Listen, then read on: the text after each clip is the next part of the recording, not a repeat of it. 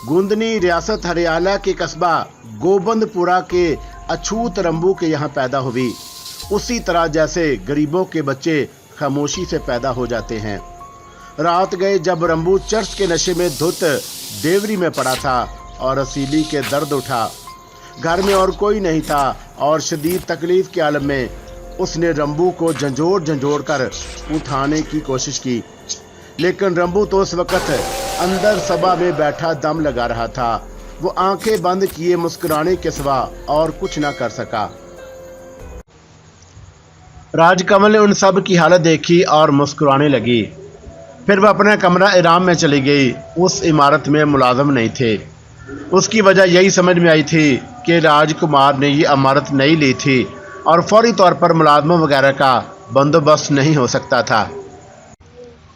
वो दुल्हन बनी फूलों की सेज पर जा बैठी और राजकुमार का इंतज़ार करने लगी। फिर उसे कदमों की चाप सुनाई दी और राजकुमार अंदर दाखिल हो गया। राजकमल ने मुस्कुराती निगाहों से उसे देखा। खूब कड़ियल जवान था। राजकमल के बदन में अंगड़ाइयाँ टूटने लगी। तब राजकुमार उसे करीब पहुँच गए और उसने आहिस्ता से पुकारा, चंपा कली। और राजकमल नई दुल्हनों की तरह सिमट गई। चंपा कली उसने फिर आवाज़ दी। राजकमल आहिस्ता से बोली, शर्म आ रही है। राजकमल ने फिर उसी आवाज़ में कहा, हालांकि ये तुम्हारे जीवन में पहला मौका नहीं है। राजकुमार ने मैनखेद लहजे में कहा और राजकमल चौंक पड़ी और उसे अपने कानों पर यकीन नहीं आ रहा था। क्या मैं गलत कह रहा हूँ? मैं समझी नहीं। अगर मैं तुम्हें राजकमल कहूँ तो? राजकुमार बोला और राजकमल चौंक पड़ी। अब उसने गौर से राजकुमार को देखा, लेकिन शक्ल बिल्कुल अनजानी थी। आपकी मर्जी है महाराज। और अगर कमीशन कहूँ तो? वो बोला और राजकमल के बदन में फिर सनसनी दौड़ गई। इस बार उसे यकीन हो गया था कि कोई गड़बड़ ज़रूर है, लेकिन आहनी असाब की औरत ने फिर भी शिकस्त तस्लीम नहीं की। मैं कह चुकी हूँ कि जो आपका मन चाहे कहें। तो फिर मैं तुम्हें गोंदनी कहकर पुकारूंगा, रसीली की बेटी गोंदनी, जिसे रंबू चमार जीवन भर अपनी बेटी समझता रहा। और अब राजकमल ने घूंघट खोल दिया और राजकुमार की तरफ देखने लगी। राजकुमार मुस्कुरा रहा था। फिर वो गर्दन झुकाकर बोला, कुछ गलत तो नहीं कहा मैंने महारानी जी, बल्कि हरियाणा और द्वारका की महारानी जी। वो बोला और राजकमल मुस्कुरा पड़ी। नहीं महाराज, आप तो हमारे पुराने वाकफकार मालूम होते हैं।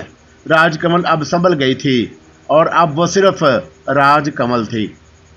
हाँ, पुराना सेवक हूँ, मगर इतना पुराना भी नहीं।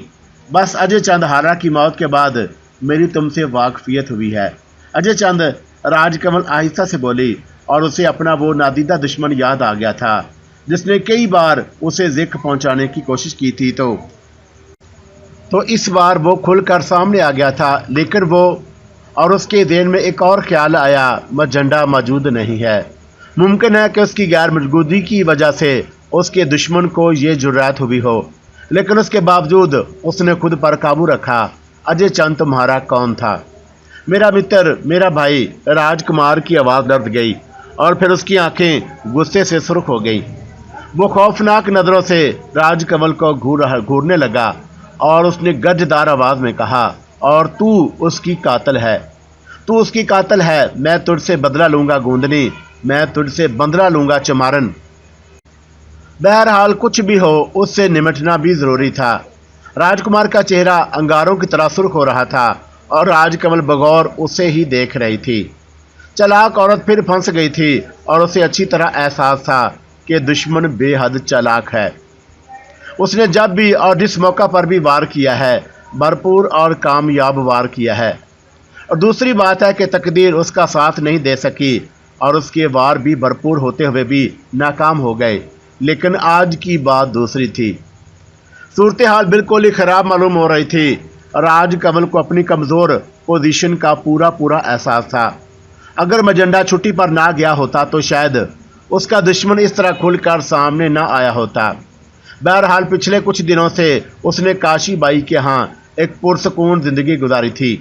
ये लम्हात, ये दिन उसकी ज़िंदगी के सुस्त रफ्तार लम्हात थे और उनमें कोई गहमा गहमी नहीं थी। राजकुमार के आ जाने से राजकमल ने सोचा था कि चलो कुछ रोज़ अच्छे गुजारेंगे और उसके बाद ज़िंदगी में कोई तब्दीली पैदा हो जाएगी। लेकिन यहाँ तो बसात ही उलट गई थी, बड़ी मुश्किल पेश आ सकती थी। लेकिन रसीली की बेटी हरियाला की रानी, जिसने हमेशा अपने दुश्मन पर फदा पाई थी, यहाँ भी हार मानने के लिए तैयार न थी। हरियाला की रानी का शैतानी जहन तरह तरह के मंसूबे बना रहा था और इंतहाई तेज़ी से काम कर रहा था। चंद लम्हात के बाद उसके होंठों पर मुस्कुराहट फैल गई और ये मुस्कुराहट गमाज थी, इस बात की कि उसके शैतानी जहन ने कोई खाका बना लिया है, कोई ड्रामा मुर्तब हो गया था और उसके जहन पर उसके जहन में मस्तियाँ नाचने लगीं। एक बात बताओ महाराज, उसने बड़े ही मोहने अंदाज में कहा। ज़रूर, राजकुमार भी काफ़ी चालाक आदमी मालूम होता था।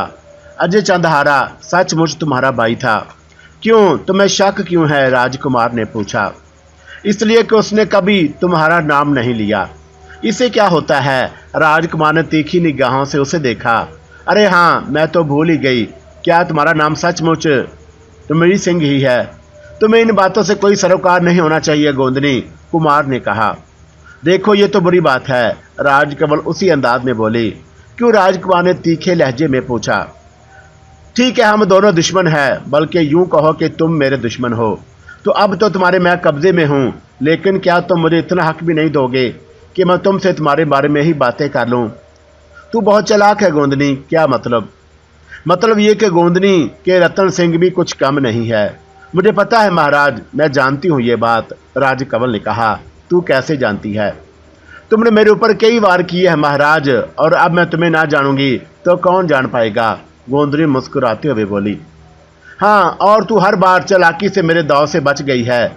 देखो ना महाराज, जीवन बचाना तो हर मनुष्य की मनोकामना होती है, राजकमल ने कहा। और जीवन लेना? राजकुमार तंजिया अंदाज में बोला। ओहो, कैसी बातें करते हो प्रभु, जीवन लेना तो मनुष्य के बस की बात नहीं, लेकिन शैतान के बस की बात जरूर है, राजकुमार दांत भींचते हुए बोला। राम राम, कैसी बातें करते हो? तुम्हारी शैतानियत तुम्हें बता रहा हूँ गोंदनी, राजकुमार ने उसी अंदाज में कहा। ना ना महाराज, शैतान की भला ये मजाल कि भगवान के काम में दखल दे। राजकमल अब पूरी तरह पुरसकून हो गई थी। तू शैतान से भी बड़ी है गोंदनी, मैं तुझे अच्छी तरह जानता हूँ। मगर कैसे जानते हो, मुझे ये भी तो बता दो। और हाँ, तुमने जो मेरे ऊपर इल्ज़ाम लगाया है कि मैं अजय चंद्रहारा की कातिल हूँ, तो तुम्हें कैसे मालूम कि मैंने उसे कत्ल कर दिया? सुनना ही चाहती है तो सुन। सरदार अजय चंद्रहारा पूरी बस्ती की आंखों का तारा था। उसने हमें आज़ादी दिलाने के लिए जो कुछ किया, उसकी वजह से हमारी ज़मीन का बच्चा बच्चा उससे मोहब्बत करता था। मैं सचमुच उसका भाई नहीं हूँ, लेकिन मैंने हमेशा भाइयों से ज़्यादा उसकी कदर की।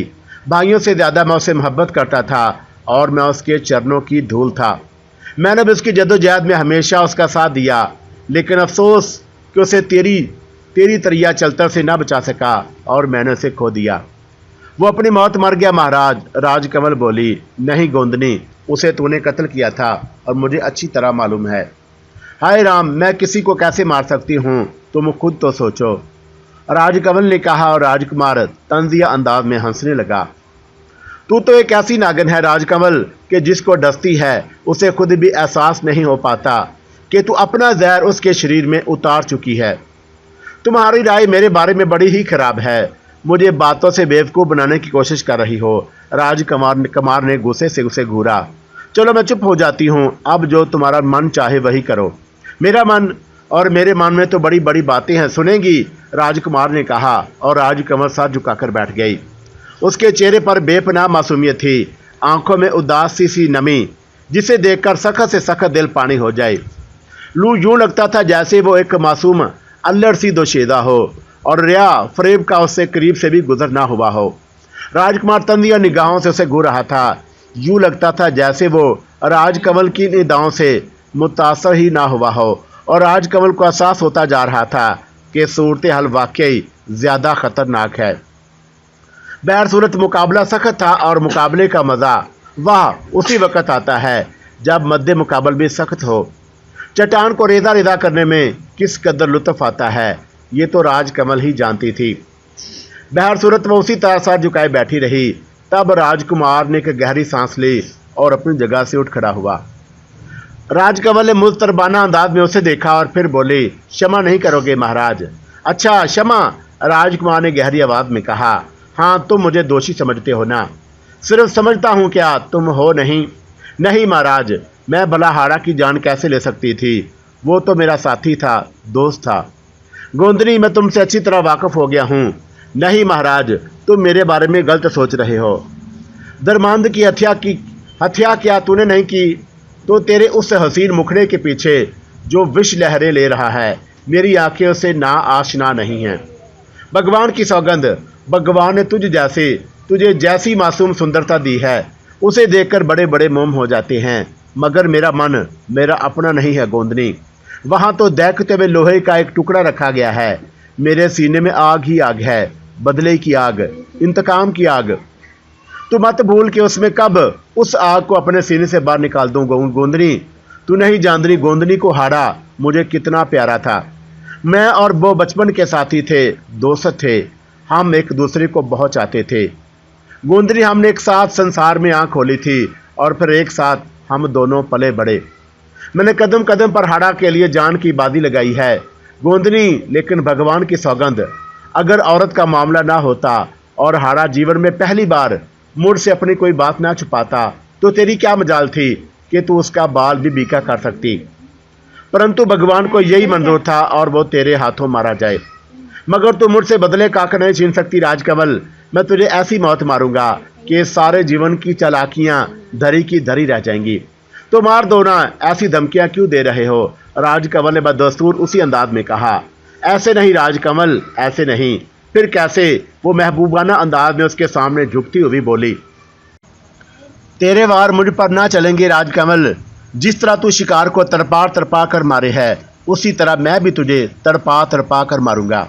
चलो ठीक है, अगर भगवान ने मेरे भाग में लिखा है तो मैं उसे कैसे टाल सकती हूँ? राजकमल ने कहा। हाँ, पाप की हांडी एक दिन ज़रूर फट जाती है, ज़रूर फट जाती है। तुझे सज़ा मिलेगी और ज़रूर मिलेगी। राजकुमार बदस्तूर तीखे लहजे में बोल रहा था। कब मिलेगी? राजकमल ने पूछा। अवश्य तुझे यहाँ से निकाल कर ले चलूँगा। फिर राजकुमार दांत पीसता हुआ खड़ा हो गया। भगवान के लिए जो कुछ करना है जल्दी करो। ऐसे तो भी तू भी नहीं सह सकती। अगर तुम्हारे मन में मेरे लिए खोट है, अगर तुम किसी तरह मेरे ऊपर विश्वास नहीं कर सकते, तो फिर मुझे मौत ही दे दो। मैं तुझसे कह चुका हूँ गोंदनी कि ऐसे नहीं, बल्कि आहिस्ता आहिस्ता चिंता क्यों करती हो? मौत तो तेरे भाग में लिखी है, और वो मौत जिससे मेरी आत्मा को भी शांति मिलेगी। राजकमल ने उदास लहजे में उसे पुकारा। अपनी जगह से खड़ी हो गई। फिर वो राजकुमार के पास पहुंची और उसके कदमों में झुक गई। मैं औरत हूँ महाराज, और मैं फिर भी औरत हूँ। इस चौड़े चकले शरीर के साथ मुझ कमज़ोर सी औरत से बात करने में सुनो, मेरी इच्छा है कि मैं चाहती हूँ महाराज तुम मेरी सज़ा, और अगर इस तरह तुम्हारा मन शांत हो जाता है तो भगवान की सौगंध, सज़ा कबूल करने को तैयार हूँ। मैं खुशी खुशी जान दे दूंगी, मगर मेरी एक इच्छा तो पूरी कर दो। वो बदस्तूर जख्मी लहजे में बोली। ओहो खूब, तो तेरी कोई ख्वाहिश भी है? हाँ, राजकमल ने कहा। क्या चाहती है, बोल। महाराज, मैं औरत हूँ, मैं कमज़ोर, और ये कहने में मुझे कोई आर नहीं। तुम्हें मालूम कि जब तुम राजकुमार की हैसियत से काशीबाई के कोठे पर पहुँचे, तो मेरा मन तुम्हें देखते ही तुम पर अपना प्रेम बारने लगा, और मुझे तुमसे प्रेम हो गया महाराज। तो सुनो और मुझे एक बार अपने चरणों में जगह दे दो। भगवान की सौगंध, उसके बाद गर्दन दबा देना, मैं खुशी खुशी मर जाऊंगी। राजकमल ने कहा, और राजकुमार का कहका बुलंद हो गया। राजकुमार बड़ी बेदर्दी से हंस रहा था, यहाँ तक कि उसकी आंखों में आंसू आ गए। बहुत खूब गोंदनी, भगवान की सौगंध अगर, और उसने अपनी उम्र का एक तवील हिस्सा तजर्बे की नज़र ना किया होता। अगर मैं सचमुच जवान आदमी होता तो इस वक्त ये सारी तपस्या भंग हो गई होती। क्या मतलब? राजकमल ने पूछा। तू कितनी भी चालाक क्यों ना हो, थोड़ी सी बेवकूफ़ ज़रूर है। आखिर क्यों? मैंने तुझे बताया था कि मैं और अजय तलक हारा एक ही दिन पैदा हुए थे। हाँ तो फिर? और फिर ये क्या तुझे हारा की उम्र याद नहीं? हाय राम, ये तो मैं भूल ही गई थी। मगर ये कैसे मुमकिन है? राजकमल ने कहा। मुमकिन है, बिल्कुल मुमकिन है। तू क्या समझती है खुद को?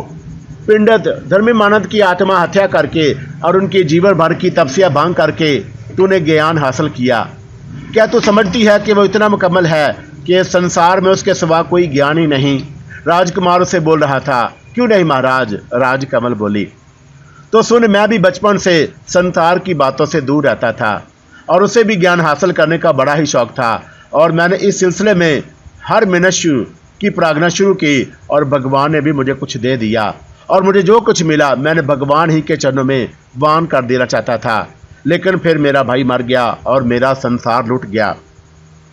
और लड़की जब मैंने मालूम किया कि तो मुझे पता चला कि हरियाला की गोंदनी, रसीली की बेटी और द्वारका की रानी ने उसे जान से मार दिया।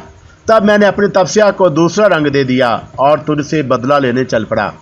और तू ब्रह्मानंद के चरणों में पहुंच चुकी थी और वहां तूने जो कुछ किया तुझे मालूम है। सूरज कमल, तब भी मैंने भी शैतानी कुव्वतों के मुकाबले के लिए शैतानी ताकत हासिल करने की कोशिशें शुरू कर दी। और आज कमल, मैं जगह जगह तेरे पीछे लगा और बिल आखिर मुझे मौका मिल ही गया। अब तुम मेरी तो मान नहीं रहे। चलो ठीक है, जो तुम्हारे मन में है आए करो, राजकमल ने कहा और वापस अपनी जगह पर पहुंच गई। रतन सिंह एहतजाजिया अंदाज में हंसने लगा था। फिर वो हंसते हुए बाहर निकल गया। बाहर निकलते हुए वो दरवाज़ा बंद करना ना भूला था। उसके बाद जाने के बाद राजकमल ने कमरे में निगाहें दौड़ाईं और फिर एक गहरी सांस लेकर मसहरी पर जा बैठी। बुरी फंसी उसने सोचा। बहरहाल सूरत हाल बेहद खराब थी। ये शख्स जो सूरत से नौजवान नजर आता था, अपनी उम्र तवील बता रहा था। बज़ाहिर यूँ लग रहा था कि वो किसी तौर राजकमल से मुतासर नहीं। बेशक वो उसे मुतासर करने में नाकाम रही थी, लेकिन अब क्या किया जाए, उसने सोचा। और फिर वो अपनी हमाकत पर खुद को कोसने लगी। मजंडा को छुट्टी मिलनी ही नहीं चाहिए थी। हद से बड़ी रिकोद एतमादी बाद औकात नुकसानदा भी होती है। मजंडा दर हकीकत उसका बहुत बड़ा मुहाफ़िज़ था। अब क्या किया जाए, वो सोचती रही, लेकिन लाख कोशिश के बावजूद उसके ज़हन में कोई तरकीब ना आ सकी। तब उसने मसहरी पर लेटकर आंखें बंद कर लीं और फिर वो गहरी नींद सो गई। ये राजकमल की ही खूबी थी कि वो इन हालात में भी सुकून की नींद सो सकती थी, वरना जो सूरत हाल पेश आई थी उसके तहत तो उसकी रातों की नींदें हराम हो जानी चाहिए थी। सुबह तक वो आराम से सोती रही। जब जागी तो जहन साफ सुथरा था और उसने एक तवील अंगड़ाई ली और अपनी जगह से उठ गई। दरवाजे के करीब आकर देखा तो दरवाज़ा बदस्तूर बंद था। कम वक्त कहीं का, उसने नफरत से सोचा। ठीक है, बदला लेने लगा है तो ले, मगर मेरी रात क्यों खराब कर दी। कितने अरमानों से यहाँ आई थी, मगर अब क्या होगा। उसे याद था कि काशी बाई उसके साथ आई है। मुमकिन है कि वो बाहर मौजूद हो। ओहो, अगर ये कम वक्त राजकुमार धोखा खा गया है तो उसे फ़ायदा उठाना चाहिए। वो दरवाजे के करीब पहुंच गई और फिर उसने ज़ोर ज़ोर से दरवाज़ा पीटा। उसका ख्याल था कि अगर काशी बाई कहीं करीब ही हुई तो दरवाज़ा ज़रूर खोल देगी। कई मिनट गुजर गए, लेकिन दरवाज़ा किसी ने ना खोला। तब उसने एक गहरी सांस लेकर सोचा कि चालाक रतन सिंह ने यकीनन काशी बाई को यहाँ ना छोड़ा होगा। मुमकिन है कि वो वापस चली गई हो और सब कुछ जहन्नम में जाए। देखती हूँ कि पापी मेरा क्या बिगाड़ लेगा, उसने सोचा और वापस मसहरी पर जा बैठी। वक्त गुजरता रहा और परेशान ख्यालात में उलझी मसहरी पर बैठी रही। कई बार उसने मजंडा को आवाज़ दी, लेकिन मजंडा तो अपने कबीले के साथ ऐश में मसरूफ़ था। न जाने कब आएगा पापी कमरे में कोई और ऐसी जगह भी न थी जहाँ से बाहर जाया जा सकता। ले देकर सिर्फ एक दरवाज़ा था, लेकिन वो काफ़ी मजबूत था और बाहर से बंद था। राजकमल पर ऐसी बेबसी कभी तारी नहीं हुई थी। वो जानती थी कि दुश्मन काफ़ी मजबूत है और उससे छुटकारा हासिल करना आसान ना होगा, लेकिन अब तो फंस ही गई थी। जो कुछ भी हालात होंगे और उससे निपटने की कोशिश करूंगी, उसने सोचा। और समय गुजरता रहा। दोपहर हो गई और फिर सूरज भी ढलने लगा। कोई उसके पास ना आया था। उसे ज़ोर की भूख लग रही थी और प्यासी भी थी वो, लेकिन वो ज़बरदस्त कुव्वत बर्दाश्त की मालिक थी। भूख और प्यास को उसने खुद पर हावी ना होने दिया और एक बार फिर वो अपनी जगह से उठी और ज़ोर ज़ोर से दरवाज़ा पीटने लगी। लेकिन यूँ लगता था कि जैसे कमरे के बाहर किसी मुतनफ़्फ़िस का वजूद ना था। कोई उसकी आवाज़ ना सुन रहा था। और फिर उसे अंदाज़ा हुआ कि रात हो गई और भूख और प्यास ने राजकमल का चेहरा कमला दिया था। होंठ खुश्क हो रहे थे और अब उसका दिल मसहरी से नीचे उतरने को नहीं चाह रहा था। वो मसहरी पर लेटी रही और उसने आंखें बंद कर ली। तब उसके ज़हन में एक ख्याल आया और वो चौंक पड़ी। ओहो, और उसका दुश्मन रतन सिंह जलील भी है शायद। मुमकिन है वो उसे भूखा मारना चाहता हो। बहरहाल ये तो बड़ी खौफनाक सूरत हाल है। भूख और प्यास कब तक बर्दाश्त की जा सकती है, लेकिन कर भी क्या सकती थी वो। काफ़ी देर तक वह परेशान ख्यालात में खोई रही। फिर उसने सोने की कोशिश शुरू कर दी। बड़े ही खटल लम्हे गुजरे थे उस पर, और भूख की वजह से नींद भी नहीं आ रही थी। हल्क खुश्क होने की वजह से जुबान पर कांटे महसूस होने लगे, और जब तक लेट सकी लेटी रही और फिर बुखलाकर उठ बैठी। अरे ये पापी तो बड़ा ही खटूर है। भूखी प्यासी कब तक जिंदा रहूंगी, अब क्या करूं। और वो कमरे में टहलने लगी। टांगे बेजान हो गई थी और जिस्म शल हुआ जा रहा था, लेकिन कुव्वत इरादी से काम लेकर वो अब भी टहल रही थी। अपने ज़हन को सोचों के महवर में फंसा रही थी। फिर वो ज़मीन पर ही बैठ गई। आरामदाम सहरी बुरी लग रही थी। पेट में रोटी ना हो तो सारे ऐश, सारे काम बोझ महसूस होते हैं, और बाद औकात अधूरे भी रह जाते हैं। कम वक्त रतन सिंह का कोई पता न था, और रात आंखों में बीत गई। सुबह होने को थी। दरवाजे के रखीनों में से हल्की हल्की सूरज की किरणें नमूदार हुई, और आज कमल ने ज़मीन पर पड़े पड़े उन्हें देखा। अब तो सोचने समझने की कुव्वतें भी मफलूज होती चली गईं। कुव्वत इरादी कब तक साथ देती, और उसकी बुरी कफियत थी। अचानक दरवाजे पर हल्की सी आहट सुनाई दी, और उसने अजीब सी निगाहों से दरवाजे की तरफ देखा। रोशनी अंदर घुस आई। राजकुमार रतन सिंह ही था, और उसके हाथों में भोजन का थाल और पानी का लोटा था, और दोनों चीज़ें ज़मीन पर रखकर उसने कहा, और फिर राजकमल की तरफ देखकर मुस्कुराया। ओहो रानी राजकमल, हरियाला की महान महारानी, क्यों बैठी हैं? राज सिंहासन तो यहाँ नहीं है, मगर ये तो टूटी चारपाई है। क्या पसंद नहीं आई महारानी? उसने तंजिया अंदाज में कहा। राजकमल के मुंह से तो अब बात भी नहीं निकल रही थी। उदास आंखों से वह रतन सिंह को देखती रही, और रतन सिंह उसके करीब पहुंच गया। हाय हाय महारानी, आपके चाहने वाले अगर आपको इस हालत में देखें तो उनके दिलों पर क्या बीतेगी। आइए भोजन करिए ना, आइए भी। राजकमल ने बेबसी से हाथ हिलाए, और वो ज़मीन पर उठकर बैठ भी ना सकी थी। उफ, और अब ये काम भी मुझे ही करना पड़ेगा। तुम्हारे शरीर की सुंदरता पर बड़ा मान था राजकमल जी, परंतु सुनो, मैं इस शरीर को गंदी नाली समझता हूँ, जिसमें गंदे कीड़े रेंग रहे हैं, और मेरा मन नहीं चाहता कि तुम्हारे कोड़ी बदन को हाथ लगाऊं। गोंदनी, कमीशन, राजकमल और ना जाने क्या क्या, मैं तुम्हें ऐसे इतनी जल्दी ऐसे मरने तो ना दूंगा, और 1-2 दिन में ही बदला ख़त्म ना हो जाएगा। तिलक के बदले की आग नहीं बुझ सकेगी, मेरी आत्मा शांत ना होगी। राजकमल जी, मैं तो चाहता हूँ कि तुम हर रोज़ मरो, सिसक सिसक कर मरो, घुट घुट कर हर लम्हा मरो, फिर जिंदा हो और फिर मरो, फिर जिंदा हो, मरती रहो, उठो भोजन करो। उसने राजकमल के बाल मुट्ठी में जकड़े और उसे उठाकर बिठा दिया। दिल चाह रहा था कि उसके मुंह पर थूक दे, भोजन की थाली उठाकर उसके मुंह पर मारे, मगर जीवन जरूरी था। शतरंज के सारे मोहरे अपने इशारे पर नहीं होते, दूसरा खिलाड़ी भी मौजूद होता है। हाँ, अपनी बारी का इंतज़ार करना पड़ता है। यहाँ भी यही सिलसिला था, और यही अच्छा खेलने वालों की पहचान थी कि वो रुक कर देर से और सोच कर चाल चलता है। और वो बैठ गई। न जाने कहाँ से हाथों में कुव्वत लाई और फिर भोजन करने लगी, लेकिन उसके चेहरे पर बेचारगी और बेबसी अब भी नहीं थी, और वो अंदाज़ा लगा चुकी थी कि रतन सिंह को इस तरह मुतासर करना आसान काम नहीं। पत्थर से वास्ता पड़ गया था, और उसके लिए दूसरी चाल ही चलना होगी। अपनी बारी का इंतज़ार करना होगा, और इस वक्त जिस तरह समय बिताया जाए। भोजन करने से उसके बदन में जान आ गई। तब उसने सैर होकर पानी पिया, और फिर गहरी गहरी सांसें लेने लगी, और फिर उसके होंठों पर मुस्कुराहट फैल गई। शुक्रिया महाराज, उसने कमज़ोर आवाज़ में कहा।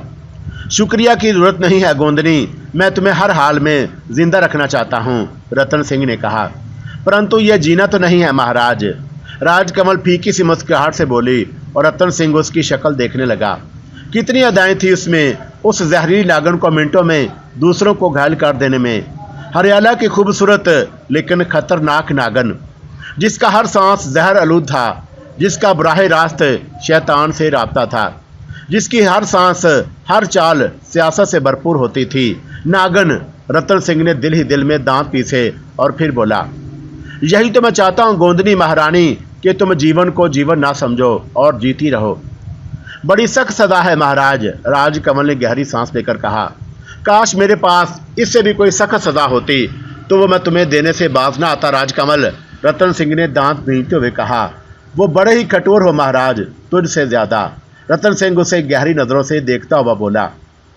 मैं तुमसे कह चुकी हूँ महाराज कि मैं कठोर नहीं हूँ। अजय सिंघाड़ा अपनी मौत मर गया था, मैं भला उसे कैसे मार सकती थी। भगवान की सौगंध राजकमल, तेरे चेहरे पर जो सुंदरता है, तेरी आंखों में जो मासूमियत है, तेरे अंदाजे में जो हलावत है, उसे देखकर कोई भी नहीं कह सकता कि तू अंदर से क्या है। मगर तू अंदर से इतनी जहरीली है, उसे जानकर तो मेरी आंखें हैरत से खुल गई हैं। किसी तौर पर भी नागन से कम नहीं है राजकमल। और नागन। रतन सिंह एक लम्हा के लिए ठहर गया। और नागन बहरहाल नागन होती है, और उसे जिंदगी भर दूध क्यों ना पिलाओ और उससे मोहब्बत क्यों ना करो, लेकिन वो डसती जरूर है। उसका काम ही डसना है, रतन सिंह ने सख्त लहजे में कहा। और राजकमल गहरी सांस लेकर बोली, सब तुम्हारी गलतफहमी है रतन जी। बाद औकात हालात इंसान को न जाने क्या से क्या बना देते हैं। हालात खूब, क्या तो अपने जीवन की पुस्तक खोलेगी गोंदनी? हाँ, मैं तुमसे बात करने को तैयार हूँ, राजकमल बोली। तो मुझे बता गोंदनी कि तेरा बाप कौन है? तुम तो जानते हो महाराज, रंबू चुमार, रतन सिंह ने मज़का के लहजे में कहा। हाँ, मुझे यह कहने में कोई दुख नहीं। क्यों उस बेचारे पर इल्ज़ाम लगाती हो राजकमल? रतन सिंह तंजी अंदाज में बोला। क्या मतलब? रंबू चुमार तुम्हारी माँ के पास रहता ही कब था? और गोंदनी शायद खुद तेरी माँ को भी नहीं बता सकती कि तेरा बाप कौन है। रतन हंसते हुए बोला। राजकमल अंदर ही अंदर झुलस रही थी, और उसका बस चलता तो वो उसी वक्त रतन सिंह की गर्दन दबा देती, लेकिन मजबूरी थी। मजंडा उससे दूर था और वो नहायत धीमी आवाज में बोली, अगर ऐसी कोई बात है महाराज तो इसमें मेरा क्या दोष है? राजकमल ने पूछा। हाँ, इसमें तेरा कोई दोष नहीं, लेकिन गोंदनी ये बात मान के तू रंबू चुमार की बेटी होते हुए भी उसकी बेटी नहीं है। मैं इब्तदा से चल रहा हूँ और मुझे जवाब दे गोंदनी, रसीली कैसे मरी? क्या मतलब? वो चौंक पड़ी। रसीली की मौत का कारण क्या था? रतन सिंह ने पूछा। और वो थोड़ी देर के लिए राजकमल का दिमाग चकरा गया। उस शख्स की मालूमात किस कदर वसी थी। जिंदगी के वो बाब जो पाताल की गहराइयों में जा सोए थे, उस शख्स ने करीद कर खो लिए। आखिर कैसे? गोंदनी, कमीशन या रियासत हरियाणा की महारानी या फिर राजकमल की कहानी तो उस वक्त से शुरू होती है जब वह हरियाणा के महाराज प्रनाम लाल की मंजूर निगाह बनी थी। उससे पहले की बातें जानने वाला कोई न था। राजकमल के ख्याल में उसने अपने उस वक्त के सारे राजदार और सारे राज ही उनके साथ ही खत्म कर दिए थे। लेकिन ये शख्स तो ग्रंथु महाराज से भी आगे की कोई चीज़ है।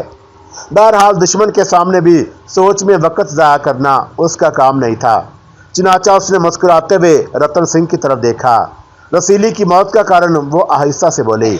हाँ देवी जी, रतन सिंह के अंदाज में वही तंज था। तुम उसके बारे में क्या जानते हो? राजकमल ने पूछा। बहुत कुछ देवी जी, इशारे में देता रहूंगा, तफसील आप बता दीजिए। अच्छा चलो ठीक है, राजकमल मुस्कुराई। रतन सिंह मुकाबला कर रहा था उस नागिन से जिसका कांटा पानी ना पी सकता था। हालांकि वह चाहती तो बात को बड़ी आसानी से ख़त्म कर सकती थी। उसके नज़दीक कोई शख्स, दुनिया की कोई शय कोई अहमियत न रखती थी। उसने तो जेब तले के असूल के लिए अपना इक़्तिदार उसके हवाले कर दिया था। फिर भी रतन सिंह को मौका दे रही थी कि वो उसकी पिछली बातें खरीद रहा था। हालांकि वो कह सकती थी कि तुम्हें मेरा जीवन खरीदने का क्या हक है, मुझसे बात करो, हाल की बात करो। लेकिन वो खुद भी जानना चाहती थी कि सामने वाला कितने पानी में है। तो गोंदनी देवी, सवाल पूछूं? हाँ ज़रूर, राजकमल ने कहा। तो क्या बंद मकान में आग खुद ब खुद लग गई थी? मेरा मतलब है कि उस समय जब रसीली आग में जलकर मरी थी, आग लगाने में किसका हाथ था महारानी, किसका? उफ! और राजकमल ने गहरी सांस ली।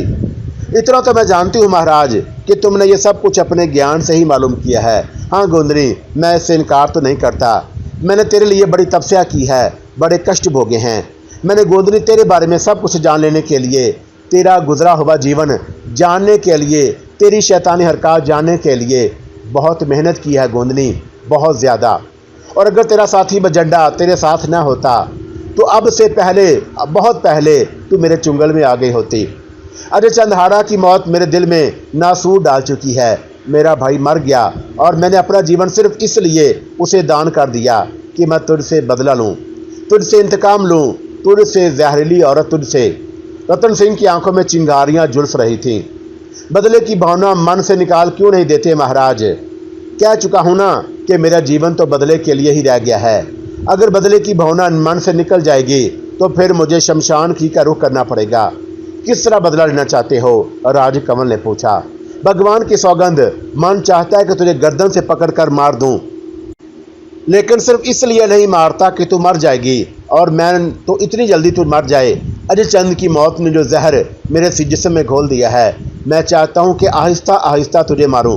तेरे पूरे शरीर पर ऐसे ही जहर घुले, तेरे पूरे नासूर ही नासूर हों, और ये तो सड़कों पर तू सिसक सिसक रही हो और जीवन के तारों से नाता तोड़ना चाहती हो, परंतु तुझे मौत ना आए। राजकमल, मैं तुझे ऐसी मौत मारना चाहता हूँ जो मेरी मन को शांत कर दे। मुझे शांति उस वक्त मिलेगी जब तू सिसक सिसक कर मरेगी, और तुम मुझे तड़पा तड़पा कर मारना चाहते हो महाराज। हाँ, मेरा मन यही कहता है। चलो ठीक है, मैंने सारा जीवन अपनी मर्जी से गुजारा है, और अपनी मर्जी से जीवन गुजारते गुजारते तंग कर। राजकमल ने कहा, तू बहुत चालाक है, मैं तुझे अच्छी तरह जानता हूँ राजकमल। क्या मतलब है महाराज? तुम मेरी हर बात को समझ रहे हो।